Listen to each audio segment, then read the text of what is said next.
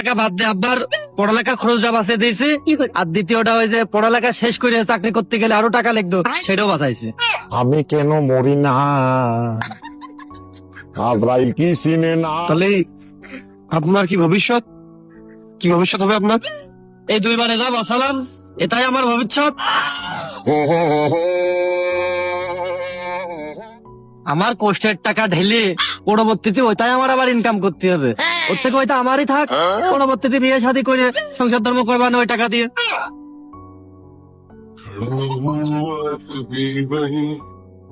আসলে দেখেন ভাই, পড়ালেখা করতে গেলে মনে করেন 20-25 বছর তো করতেই হবে। তাই 20-25 বছর পড়ালেখা করতে গেলে মেলা টাকার ব্যাপার স্যাপার। ওই টাকাটা মনে করেন পুঁজি হয়ে গেল। আবার এদিকে মনে করেন চাকরি বাকরি করার সময় মনে করেন আবার একটা বড় অঙ্কের টাকা দিতে হবে, ওই টাকাটাও মনে করেন বেঁচে গেল।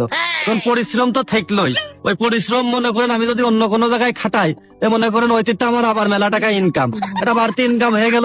ওই গড় এভারেজ মনে করেন ওই পড়ালেখা বাদ দিয়ে মনে করেন এখন একটা ভালো লাইনে আছে। আরে এই দুনিয়ার তাল বাহানা বুঝলাম না, আখিরাতি হয়তো তোদের তার মানে আপনি কইতে আসছেন যে পড়ালেখা করে কোনো লাভ নেই?